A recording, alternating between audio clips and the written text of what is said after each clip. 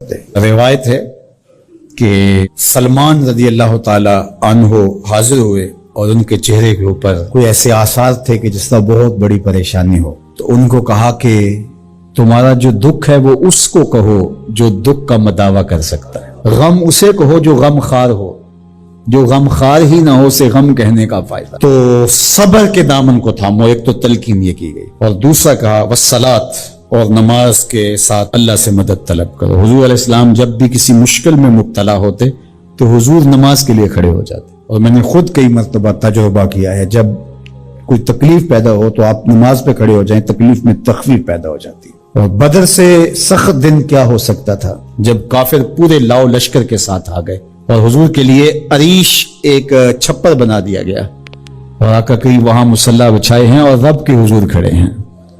مشکل کے وقت جب کوئی سبب نہ رہے تو اس کے حضور آ جاؤ، وہ تمہاری ضرورتوں کا کفیل ہے۔ وَإِنَّهَا لَكَبِيرَةٌ إِلَّا عَلَى الْخَاشِعِينَ، اور یہ بہت بھاری ہے نماز پڑھنا اور صبر کرنا، لیکن جو اللہ کا خوف سینے میں پالنے والے لوگ ہیں، رکھنے والے لوگ ہیں، ان کے لیے مشکل نہیں ہے۔ بچے کو صبح اٹھائیں آپ نماز کے لیے تو وہ اٹھتا ہی نہیں ہے، بار بار کہہ کے اس کو اٹھانا پڑتا ہے، اور اس نے سوات کی سیر کے لیے جانا ہو، دوستوں کو ٹائم دیا ہو، تہجد کے وقت ہی تیار ہو کے بیٹھ جاتا ہے۔ اس کا مطلب ہے کہ اس کو نماز کا شوق نہیں ہے، اس کا شوق تھا، جس کا شوق تھا اس کے لیے اٹھنا بھاری نہ ہوا۔ میرے والد گرامی سے کسی نے کہا جی جاگ نہیں آتی، تو فرمانے لگے صبح منڈی جانا ہو تو جاگ آ جاتی ہے، کچہریوں میں تاریخ ہو تو یاد آ جاتی ہے۔ منڈی جانا یہ تمہاری بدنی ضرورت ہے، بچوں کے پالنے کے لیے، اپنی ضرورت کے لیے۔ کچہریوں میں جانا خوف ہے، نہ گیا تو میرے خلاف فیصلہ ہو سکتا ہے، تو تمہیں نہ امید ہے اللہ سے اور نہ اس کا خوف ہے، تو پھر کیسے جاگ آئے؟ اور کسی نے کہا کہ حضور نماز پڑھنا چاہتا ہوں، جاگ نہیں آتی۔ اللہ اکبر، کہنے لگے ارادہ اگر پکا ہو تو نیند نہیں آتی، بار بار اٹھ کے ٹائم دیکھتے ہیں وقت تو نہ گزر جائے۔ اللہ اکبر۔ تو فرمایا یہ بھاری ہے لیکن خاشعین کے لیے بھاری نہیں ہے، خشیت خدا سینے میں نہیں ہے، اللہ کا خوف سینے میں نہیں ہے، تو واقعی صبح کا اٹھنا بہت زیادہ بھاری ہے، بہت زیادہ مشکل ہے، لیکن جو خشیت والے ہیں ان کے لیے مشکل نہیں ہے۔ یہ مان لیا کہ صبح کا اٹھنا، سحری کا اٹھنا نفس پہ شاک ہے، لیکن اگر کسی کی زندگی کی لذت اس میں رکھ دی گئی ہو، اللہ اکبر، تو پھر اس کے لیے مشکل تو نہیں ہوگا۔ راہ خدا میں تکلیف اٹھانا مشکل صحیح، لیکن زندگی کا سرور اس میں رکھ دیا گیا ہو۔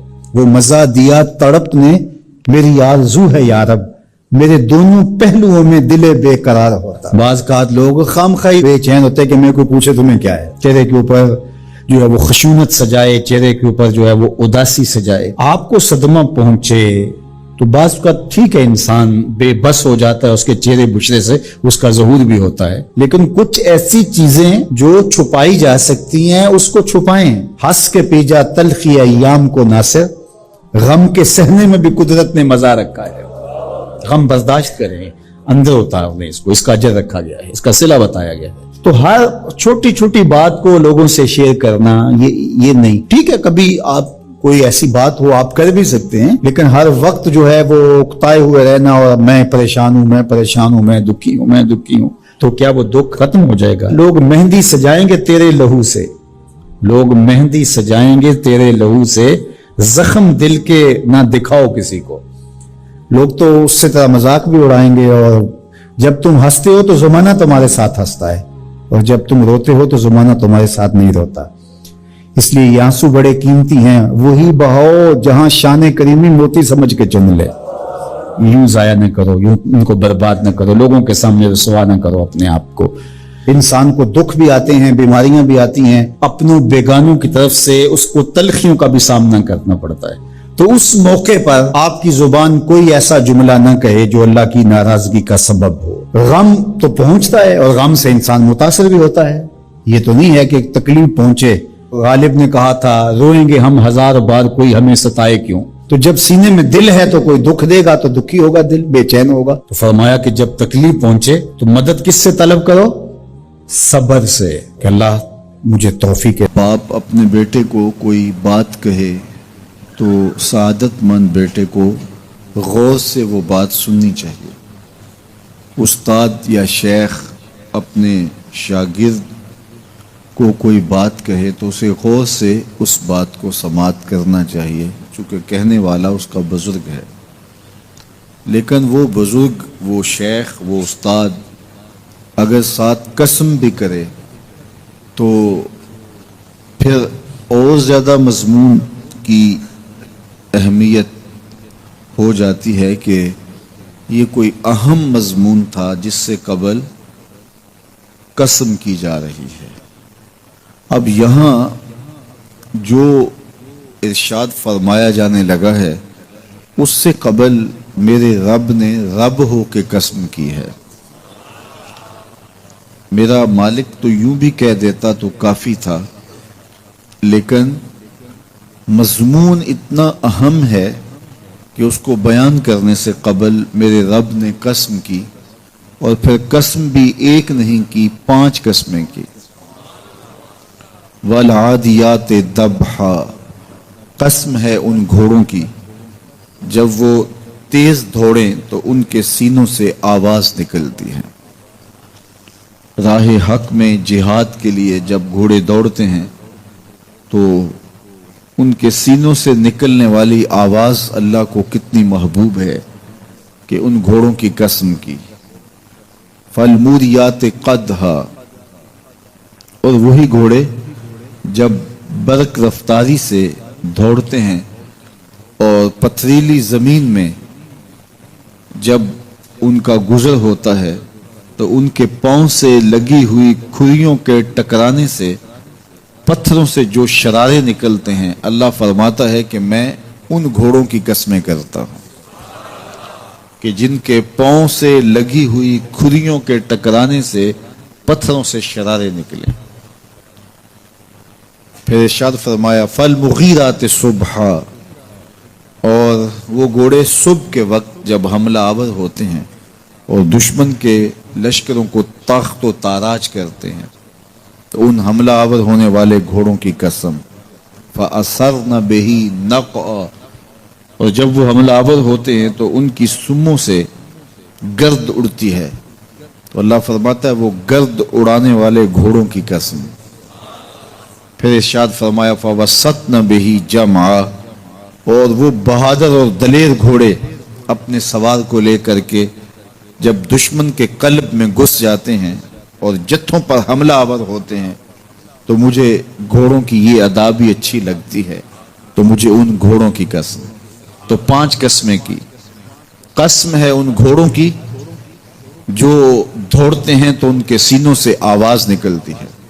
قسم ہے ان گھوڑوں کی کہ جب وہ پتھریلی زمین سے گزریں تو ان کے پاؤں سے لگی ہوئی کھریوں کے ٹکرانے سے پتھروں سے جو شرارے نکلیں۔ قسم ہے مجھے ان گھوڑوں کی جو لشکروں کو تاخت و تاراج کریں۔ قسم ہے ان گھوڑوں کی جب وہ حملہ آور ہوں تو گرد اڑے، اور قسم ہے ان گھوڑوں کی جو لشکروں کے کلیجے چیر دیں اور آگے بڑھ جائیں اور دشمنوں کے جتھوں پہ حملہ آور ہوں۔ تو ان 5 قسم کے گھوڑوں کی میرے رب نے قسم کی ہے۔ اللہ اکبر، میرے مالک ذات کے گھوڑے اور تو ان کی قسمیں کرے، تو کہا کہ یہ گھوڑے میرے محبوب کے غلاموں کے ہیں۔ اللہ اکبر، محبوب کے غلاموں کے گھوڑوں کے پاؤں سے لگی ہوئی کھریوں کے ٹکرانے سے پتھروں سے جو شرارے نکلے رب کو وہ بھی پسند ہیں۔ ذرا غور تو کیجئے، تو ذات کے گھوڑے بھی ہوں لیکن نسبت محبوب سے ہو تو وہ گھوڑے بھی اچھے لگتے ہیں۔ اچھا ذرا آگے آ جائیے، ذات کا کتا ہے لیکن ولیوں کے سنگ جڑ گیا۔ اللہ نے اس کتے کا ذکر قرآن میں کیا بلکہ اس کے بیٹھنے کے سٹائل کو بیان کیا۔ وَكَلْبُهُمْ بَاسِطٌ ذِرَاعَيْهِ بِالْوَسِيدِ، ان کا کتا غار کے دھانے پہ اپنے بازوؤں کو پھیلا کے بیٹھا ہے۔ غار کی دہلیز پر بیٹھنے والے کتے کی حیت جلوس کو، اس کے بیٹھنے کے سٹائل کو قرآن نے بیان کیا۔ مالک اس میں ہمارے لیے کیا ہدایت ہے؟ ایک کتے کے بیٹھنے کے سٹائل کو تو بیان کر رہا ہے، اس کی حیت جلوس کو بیان کر رہا ہے، انداز نشست کو بیان کر رہا ہے، تو قرآن تو سراپا ہدایت ہے، تو اس میں ہمارے لیے کیا ہدایت ہے؟ کہا یہی تو بتانا چاہتا ہوں کہ ذات کا کتا بھی ہو، سنگ نیکوں کے جڑ جائے تو وہ قابل ذکر ہو جاتا ہے، اور اگر تم میرے ولیوں سے جڑ جاؤ گے پھر تمہارا مرتبہ کیا ہوگا؟ یہاں تو کتے جڑ جائیں تو قابل ذکر ہوتے ہیں. اچھا ذات کی چیونٹی ہے لیکن راہ تکتی حضرت سلیمان پیغمبر کا، تو اس چیونٹی کی گفتگو اللہ نے قرآن میں بیان کر دی اور اس کے نام کی صورت اتار دی. النمل، سورہ نمل اس چیونٹی کے نام پہ صورت ہے جو حضرت سلیمان علیہ السلام کی راہیں تک رہی تھی اور اپنی ہم جولیوں سے کہہ رہی تھی جلدی جلدی اپنی بلوں میں داخل ہو جاؤ، اللہ کے نبی کا لشکر بے خبری میں کہیں تمہیں کچل نہ ڈالے. اور حضرت سلیمان نے اس چیونٹی کی بات کو سنا، فَتَبَسَّمَ ضَاحِكًا مِّن قَوْلِهَا، اور مسکرا بھی پڑے. تو چیونٹی بھی ہو، گھوڑے بھی ہوں، کتے بھی ہوں، لیکن جب اچھے لوگوں کے سنگ جڑ جائیں، نسبت بلند ہو جائے تو وہ قابل ذکر ہو جاتے ہیں. تو ہیں گھوڑے لیکن میرا رب رب ہو کے قرآن میں ان گھوڑوں کی اداؤں کی قسمیں کر رہا ہے. وَالْعَادِيَاتِ ضَبْحًا فَالْمُورِيَاتِ قَدْحًا فَالْمُغِيرَاتِ صُبْحًا فَأَثَرْنَ بِهِ نَقْعًا وَوَسَطْنَ بِهِ جَمْعًا. قسم ان گھوڑوں کی جو تیز دوڑیں تو سینوں سے آواز نکلے، پتھریلی زمین میں جائیں تو پاؤں سے شرارے نکلیں، گرد و غبار اڑائیں، دشمن کے لشکروں کو تاخت و تاراج کر کے ان کے جتھوں میں گھس جائیں. ان دلیر اور بہادر گھوڑوں کی میرا رب رب ہو کے قسم کر رہا ہے.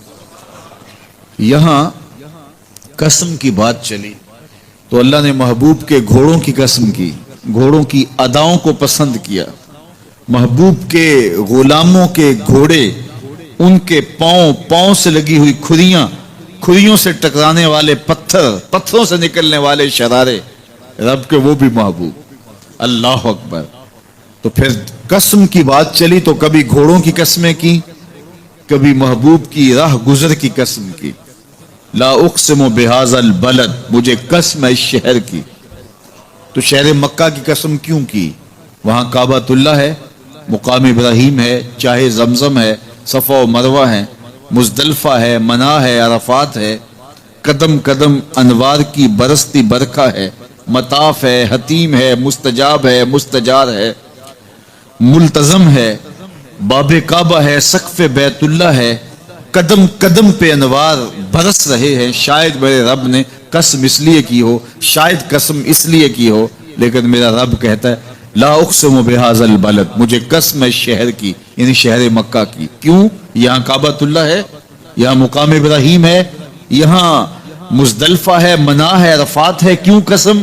وانت حل بہذا البلد، محبوب اس شہر کی گلیوں نے تیرے قدم چومے.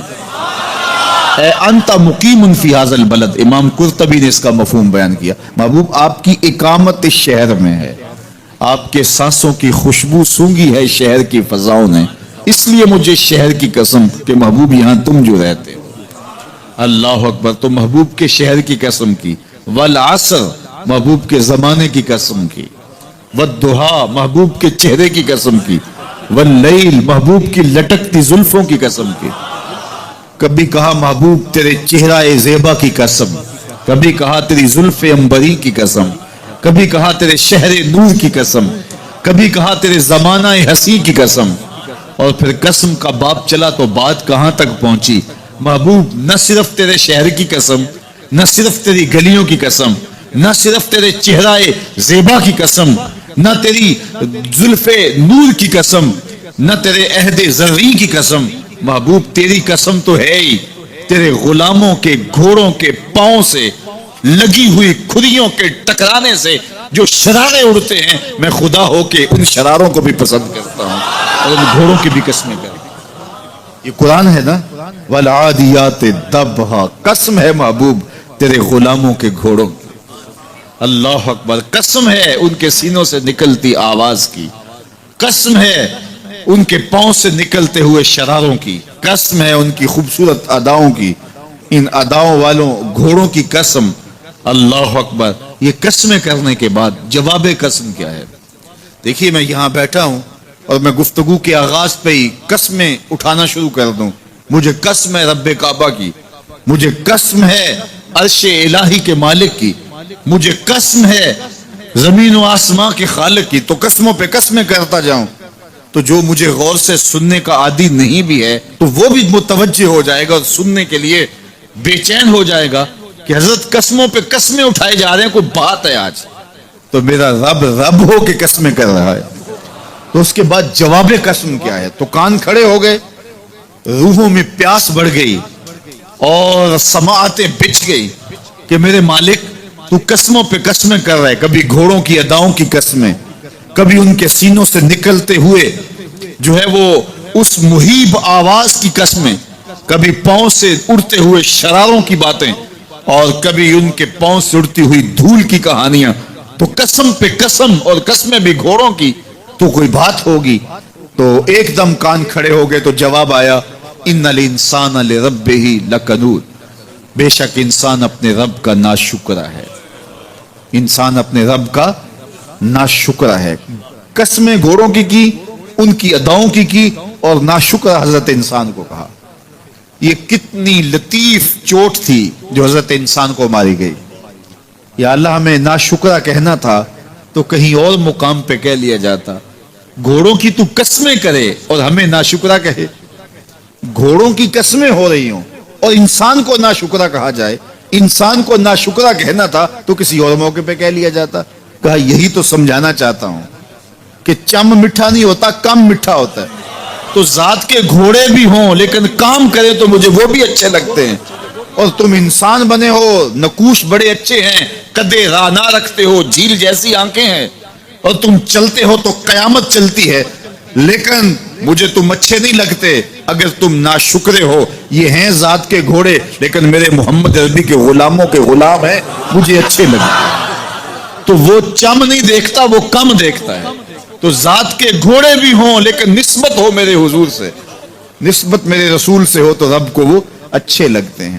تو کہا والعادیات ضبحا فالموریات قدحا فالمغیرات صبحا فاثرن به نقعا فوسطن به جمعا ان الانسان لربہ لکنود. بے شک انسان اپنے رب کا ناشکرا ہے. اللہ اکبر. پھر فرمایا وَإِنَّهُ عَلَى ذَلِكَ لَشَهِيدٌ. اس پر کسی دلیل کی ضرورت نہیں ہے کہ یہ ناشکرا ہے، یہ خود اس کا گواہ ہے. ذرا اپنے اندر اتر کے دیکھے کہ یہ کھڑا کہاں ہے. یہ کس قدر نعمتیں پانے کے باوجود شکوے کی زبان کھولے رکھتا ہے.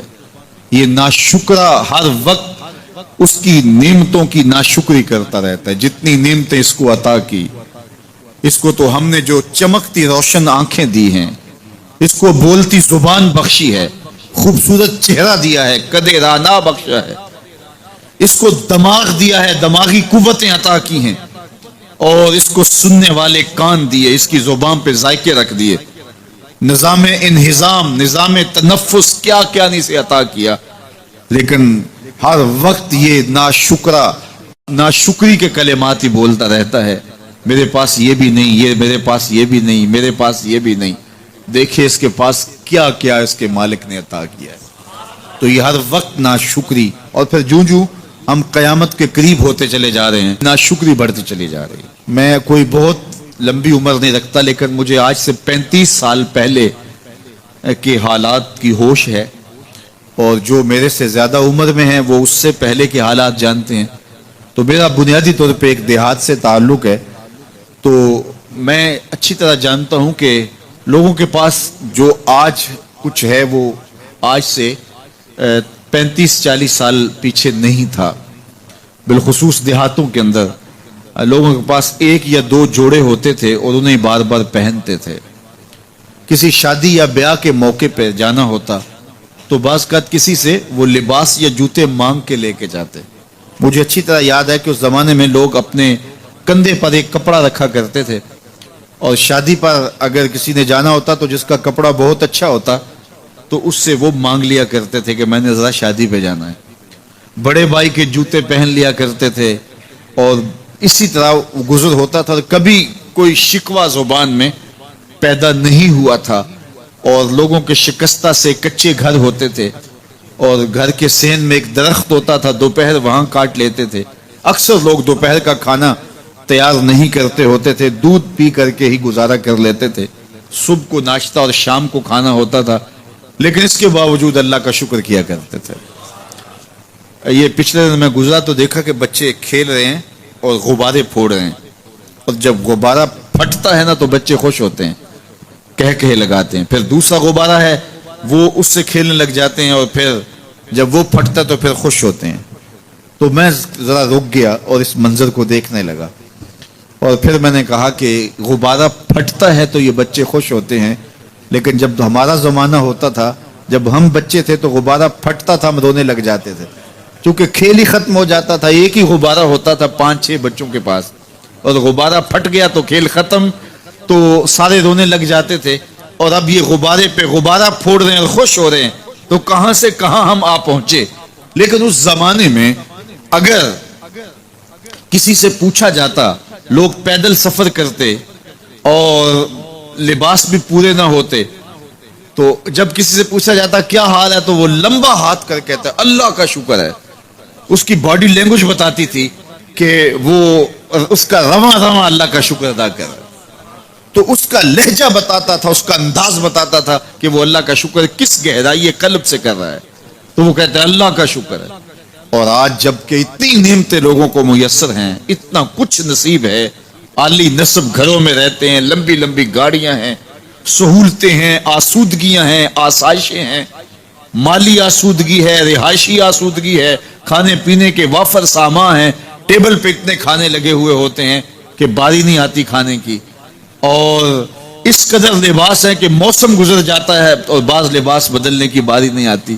لیکن اس کے باوجود کسی سے پوچھے جناب کیا حال ہے، آسودہ حال شخص سے بھی پوچھیں تو وہ بھی بڑے آہستگی سے کہتا ہے بس چل ہی رہا ہے.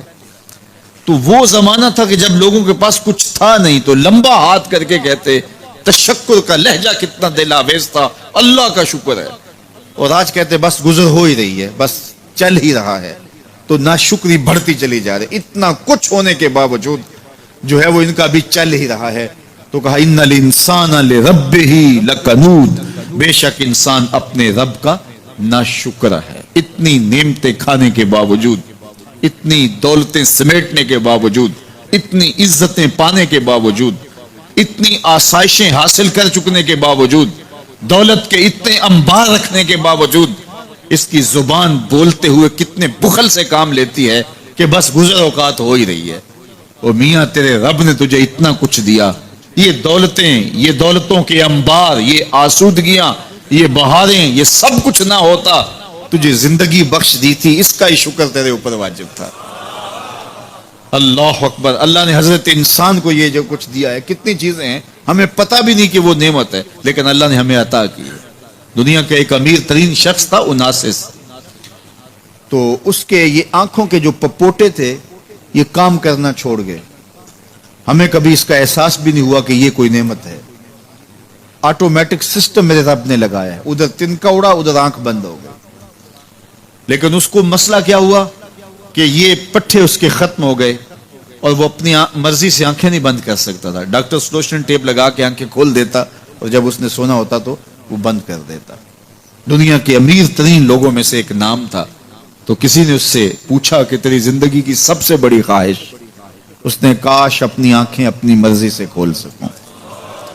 کہا اس کے لیے تجھے کوئی قیمت لگانی پڑے تو کتنے پیسے لگا سکتا ہے؟ کہا ساری دولت لگ جائے، کاش میں اپنی آنکھیں اپنی مرضی سے کھول سکوں.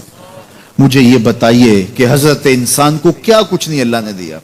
یہ لعاب ہے نا، لعاب ہم روز تھوکتے ہیں، یہ مقدار سے کچھ کم ہو جائے تو بولنے میں دقت، نظام انہضام خراب.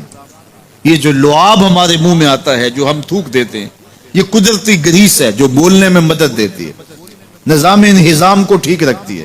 اور اگر یہ لعاب کم ہو جائے مقدار سے تو نظم خراب ہو جائے. اللہ اکبر. تو ہم نے کبھی سوچا کہ یہ بھی نعمتیں ہیں؟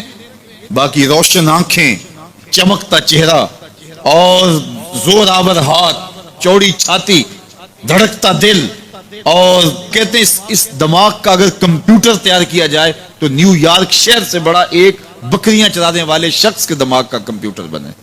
یہ حضرت انسان کو اللہ نے اتنا کچھ دیا ہے اور پھر اس کو نعمتیں دی، عزتیں دی، جائیدادیں، زمینیں، لمبی لمبی گاڑیاں، عالی نصب پلازے، کتنا کچھ دیا.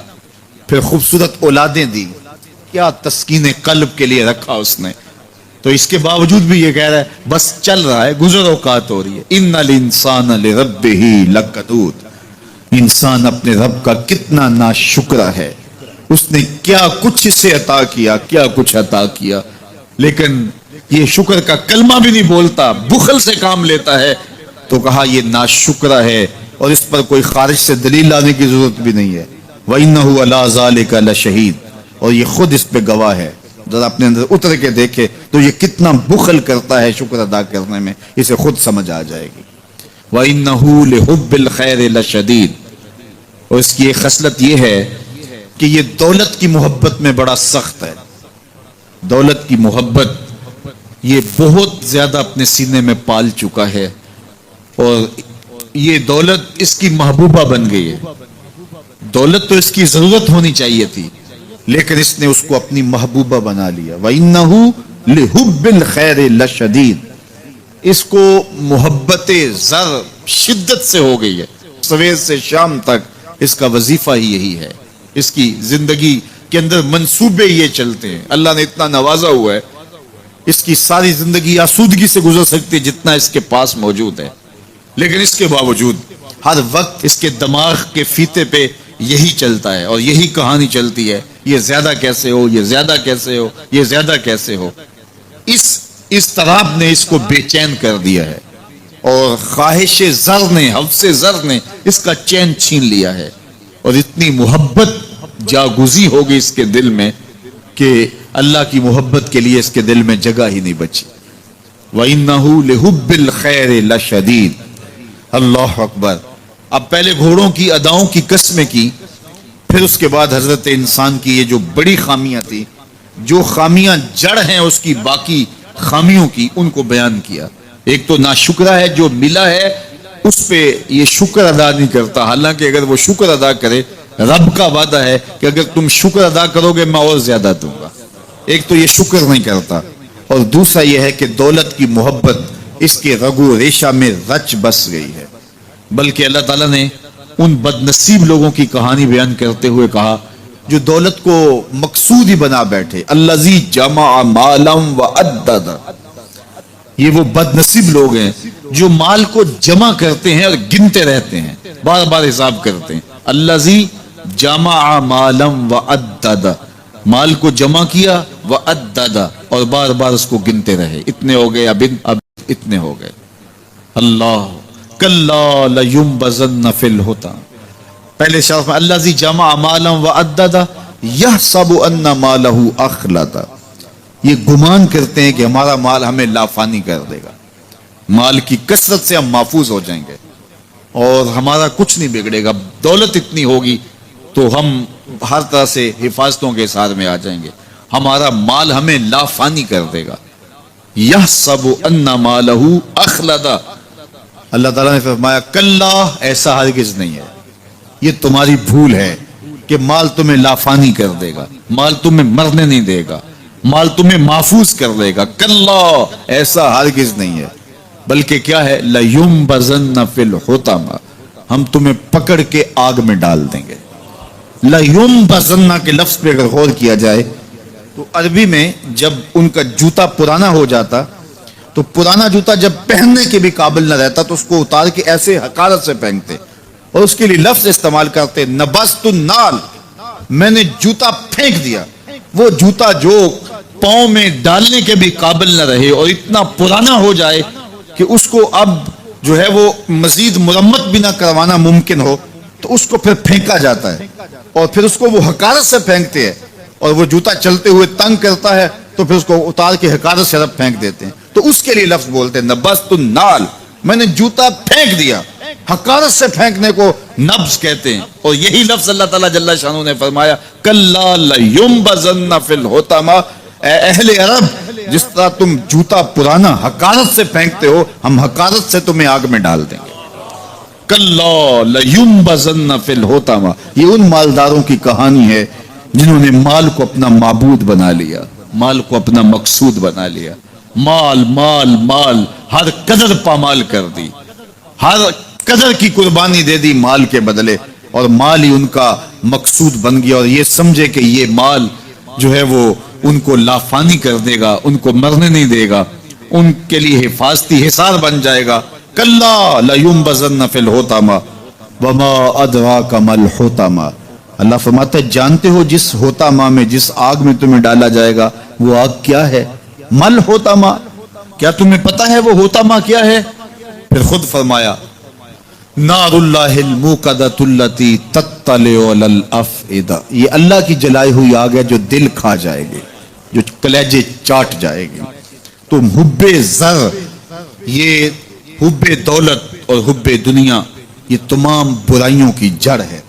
تو اس لیے اپنے اندر سے محبت زر کو نکالنے کی کوشش کیجئے اگر کہیں آپ کو داخل ہوتی محسوس ہو رہی ہے، اور حب دولت کو نکالنے کے لیے زکوٰۃ صدقات اسلام نے ہمیں یہ نظم دی ہے۔ اقبال نے کہا تھا حب دولت تلف می سازت زکوٰۃ، زکوٰۃ حب دولت کو زائل کرتی ہے، جب اللہ کی راہ میں لٹاؤ گے تو اس سے کم بھی نہیں ہوگا۔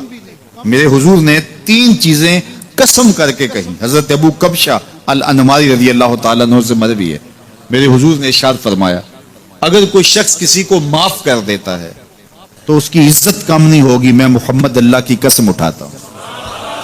دوسری بات میرے حضور نے فرمائی کہ جو شخص مانگنے لگ جاتا ہے، سوال کا دروازہ کھول لیتا ہے، اللہ اس کے لیے محتاجی کا دروازہ کھول دیتا ہے، اس کی کبھی کمی پوری نہیں ہوتی۔ اور تیسری بات میرے حضور نے قسم کر کے کہی ما نقص مال عبد من صدقہ، کہا میں اللہ کی قسم اٹھا کے کہتا ہوں کہ صدقے سے مال کم نہیں ہوتا، صدقے سے مال گھٹتا نہیں ہے۔ تو ایک تو مال بھی نہیں گھٹے گا، یہ ضمانت کس کی ہے؟ میری نہیں ہے، یہ رسول اللہ کی ضمانت ہے۔ ایک تو مال بھی کم نہیں ہوگا، اور دوسرا یہ ہے کہ حب دولت ختم ہوگی۔ حب دولت تلف می سازت زکوٰۃ، یہ ماہ سیام آ رہا ہے تو زکوٰۃ سے حب دولت کو کم کیجئے، بلکہ صدقات دیجئے، نفلی صدقات کیجئے، غرباء کی مدد کیجئے، مساکین کی مدد کیجئے، اپنے غریب محتاج رشتہ داروں پہ غور کیجئے، ان کی مدد کیجئے، اپنی ہمسائیگی میں دیکھیے، پردے سے مدد کیجئے، ان کی عزت نفس بھی مجروح نہ ہو۔ یہ جو نمائش لگا کے 10 اخباروں میں چھپوا کے لوگوں کی مدد کرتے ہیں، اس سے گریز کیجئے۔ کبھی سوچیں کہ اگر آج کسی کی بیٹی لائن میں کھڑی ہے تو کل اگر یہ مرحلہ میری بیٹی کے لیے آ جائے تو پھر میرا مزاج کیا ہوگا؟ تو عزت نفس کا خیال رکھیے، لوگوں کی غربت کا تماشا نہ اڑائیے، اور لوگوں کی جو ہے وہ محتاجی کو اپنی تسکین کا ذریعہ نہ بنائیے۔ یہ تو اللہ نے تمہیں دیا اور انہیں نہیں دیا، اور وہ آزمائش کی گھڑی میں کھڑے ہیں، تم ان کے ساتھ کھڑے ہو جاؤ۔ تو لوگوں کی مدد کیجئے، دکھیوں کے کام آئیے، مساجد کی جو ہے وہ تعمیر کیجئے، مدارس دینیا کے ساتھ وابستہ رہیے، اور لوگوں کی فلاح کے لیے، بہتری کے لیے کام کیجئے۔ اللہ نے آپ کو دیا ہے، یہ مال یہاں رہ جانا ہے۔ میرے حضور نے فرمایا ابن آدم کہتا ہے میرا مال میرا مال، اس کا مال وہ ہے جو اس نے کھایا یا پہنا اور پرانا کر دیا یا آگے بھیج دیا، باقی اس کا نہیں ہے، وہ وارثوں کا ہے۔ مرتے ہی ورثہ بن جائے گا، مرتے ہی ترکہ بن جائے گا۔ کفن بھی میلا نہیں ہونے دیں گے کہ بعض اولادیں تو بانٹ لیتی ہیں۔ اللہ اکبر، وہ گھر جو ان کے لیے بنایا تھا، ایک رات بھی تجھے اس گھر میں رکھنے کے لیے تیار نہیں ہوں گے۔ آج تیرا نام چھن گیا، آج کوئی یہ نہیں کہتا کہ پیچھے سے مانگے اور حاضر اس چودھری صاحب کے، حاضر اس میت کے۔ آج تو ڈیڈ باڈی بن گیا، آج تو میت بن گیا۔ آج خان صاحب، ملک صاحب، چودھری صاحب، پیر صاحب، مفتی صاحب، تیرے سارے ٹائٹل چھین لیے گئے۔ آج پیچھے اس امام کے اور دعا واسطے حاضر اس میت کے، آج تو میت بن گیا۔ آج تیرا لباس بھی پھاڑ کے اتارا ہے، آج تیرے انگوٹھے باندھ دیے گئے ہیں، ناک میں روئی ٹھونس دی گئی ہے۔ آج تو غسال کے رحم و کرم پہ ہیں، وہ تجھے ادھر الٹ دے یا ادھر پلٹ دے، اب تیرے پاس کوئی اختیار ہی باقی نہیں رہا۔ میاں صاحب بولے جاندی واری ڈرونا بنےو تے ہاتھ نہ لاندے ڈرتے۔ آج اولاد بھی دور ہے، پوتے اور پوتیاں بھی ڈرتی ہیں۔ جاندی واری ڈرونا بنےو تے ہاتھ نہ لاندے ڈر دے، جنہ لئی تو پاپ کمائے اج کتھے نہیں تیرے کر دے۔ آج سارے چلے گئے، تو آج اپنے ہاتھ سے اپنی زندگی کو سنوارنے کے عمل کی طرف بڑھیں اور راہ خدا میں خرچ کریں، دکھیوں، مجبوروں اور لاچاروں کے کام آئیں۔ اللہ آپ کی مدد کرے گا اور حب دنیا کم ہوگی۔ اللہ تعالیٰ جل شانہ نے سورہ عادیات میں پہلی 5 آیات میں قسمیں کی، پھر 3 آیات میں جو ہے وہ حضرت انسان کی وہ کمیاں کوتاہیاں جن کی بنیاد پر باقی گناہ سرزد ہوتے ہیں ان کو بیان کیا، اور اس کے بعد پھر علاج بھی قرآن نے بتایا، اور کس قدر اس کو چوٹ لگائی. افلا یعلم اذا بعثر ما فی القبور وحصل ما فی الصدور ان ربهم بهم یومئذ لخبیر. افلا یعلم اذا بعثر ما فی القبور. اے اکڑ کے چلنے والے، اے ناشکر انسان، اے دولت کے پجاری، وہ وقت یاد کر جب تو قبر سے اٹھایا جائے گا. اس وقت کفن بھی چھین لیا جائے گا. اب سب کو چھین لیا گیا، دولت، بینک بیلنس، تیری جائیدادیں، پلازے، گاڑیاں، گھر، کوٹھیاں، بنگلے، سب کو یہی رہ گیا. صرف ایک چادر کفن کے لے کے جا رہا ہے. لیکن جب قبر سے اٹھایا جائے گا یہ کفن کی چادر بھی رہ جائے گی، برہنہ اٹھایا جائے گا. اللہ اکبر. نہ پاؤں میں جوتے، نہ سر پہ پگڑی، نہ بدن پہ کپڑا، برہنہ اٹھایا جائے گا. سیدہ عائشہ رضی اللہ تعالیٰ عنہ نے سنا تو کانپنے لگی. عرض کی حضور قبر سے برہنہ اٹھائے جائیں گے تو ایک دوسرے سے حیا نہیں آئے گی؟ فرمایا عائشہ معاملہ اس سے بھی آگے ہے. کسی کو ہوش ہوگی تو حیا آئے گی. ہوش اڑے ہوئے ہوں گے، خوف قیامت طاری ہوگا. قبروں سے یوں لوگ اٹھائے جائیں گے. افلا یعلم اذا بعثر ما فی القبور. اب بوسرا کا جو مفہوم ہے، جو ترجمہ اور معنی ہے وہ تو رہے. بوسرا کا جو صوتی آہنگ ہے، جب بولتے ہوئے ایک جھٹکا لگتا ہے تو قبروں سے اٹھتے ہوئے لوگوں کی کیفیت معلوم کرنے کے لیے بوسرا کا صوتی آہنگ ہی کافی ہے. افلا یعلم اذا بعثر ما فی القبور وحصل ما فی الصدور. حصلہ کے اوپر جو تشدید ہے، یہ معنی کو کتنی خوبصورتی کے ساتھ ایک مجسم پیکر میں سامنے لا رہی ہے. اللہ فرماتا پھر وہ وقت آئے گا جو سینے میں ہوگا وہ تشت ازبام ہو جائے گا. آج آپ مجھے نیک سمجھتے ہیں، میں آپ کو اچھا سمجھتا ہوں، لیکن میرے سینے کے اندر کیا چل رہا ہے یہ آپ کو نہیں پتا. یہ میں تقریر چہک چہک کے کر رہا ہوں، اس کے پیچھے کیا ہے؟ میں آپ کے دل اپنی جانب موڑنا چاہتا ہوں، آپ کی جیبیں خالی کرنا چاہتا ہوں، یا میں آپ کے سامنے پاک اور ستھرا اور بڑا جو ہے وہ نیکوکار بننا چاہتا ہوں، یا میرا مقصد رضا الہی ہے؟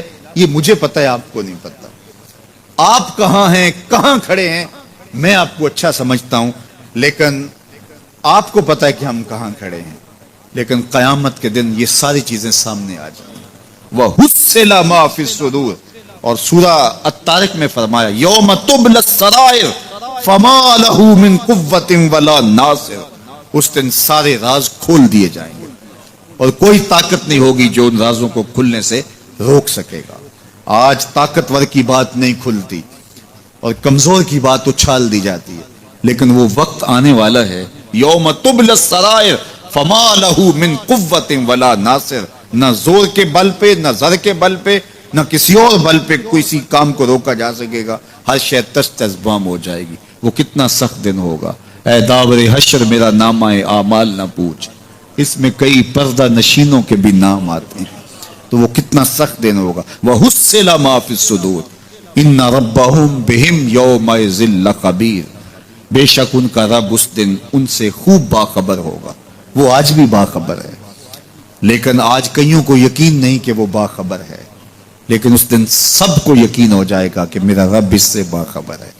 جب پرانی تصویریں چلنا شروع ہو جائیں گی، جب ساری ویڈیو سامنے آ جائے گی، زندگی میں جو کیا، تنہائی میں، اعلانیہ، خفیہ، جہاں جہاں جو کیا، داد عیش دی، سب کچھ تشت ازبام ہوگا. سب کچھ جو ہے وہ سکرین پہ چل رہا ہوگا، کوئی چیز بھی تشت ازبام ہونے سے نہیں رہ جائے گی. تو پھر بندہ کہے گا اوہو یہ تو سب میرے مالک کو پتا تھا. لوگوں کی نظروں سے چھپ سکا، رب کی نگاہوں سے تو نہیں چھپ سکا.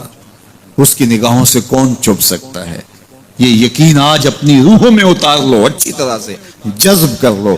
گناہوں سے بچنے کا اکثیر نسخہ ہے یہ یقین کہ میرا رب مجھے دیکھا ہے. یہ یقین جب روح میں جم جائے، خیالوں میں اتر جائے، اعتقاد کا پختہ حصہ بن جائے، پھر بند کوٹھڑی میں بھی جرم نہیں ہو سکتا کہ میرا مالک تو مجھے دیکھ رہا ہے. آپ دیکھتے نہیں کہ جب ساتوں دروازے بند کر کے بت کے اوپر موٹا کپڑا ڈال کے زلیخا بولی ہے تلک یوسف اب تو آ جاؤ نا، اب تو کوئی نہیں دیکھ رہا. قال معاذ اللہ تو جناب یوسف نے کہا میں اللہ کی پناہ میں آتا ہوں۔ اللہ اکبر، تو دروازے بند کر کے لوگوں کی نظروں سے چھپ گئی ہے اور بے نور آنکھیں رکھنے والے اس پتھر کے بت سے بھی حیا کرتی ہے اور اس پہ بھی پردہ ڈال لیا ہے۔ جب تو اس جھوٹے خدا سے حیا کرتی ہے، میں سچے خدا سے حیا کیوں نہ کروں جو 7ویں کوٹھڑی میں بھی دیکھتا ہے۔ اتنی روشنیاں برسی کہ گناہ کا تصور بھی محال ہو جاتا ہے۔ تو یہ یقین کہ میرا اللہ مجھے دیکھ رہا ہے، یہ انسان کی زندگی میں نظم پیدا کرتا ہے۔ آنے والا موسم ماہ سیام رمضان المبارک، یہ ہماری زندگی کے اندر یہ نور داخل کرتا ہے کہ میرا اللہ دیکھ رہا ہے۔ کڑکتی دھوپ، برستی گرمی، زبان کانٹا، ہونٹ خشک، گلا خشک، دروازہ مکفل، ٹھنڈا پانی دستیاب، لیکن ایک گھونٹ بھی حلق سے نیچے نہیں اتارتے کہ میرا اللہ دیکھ رہا ہے۔ وضو کرتے بھی احتیاط کرتے ہیں کہ میرا اللہ مجھے دیکھ رہا ہے۔ کرتے ہیں کہ نہیں کرتے؟ یہ نور ملتا ہے کہ نہیں ملتا؟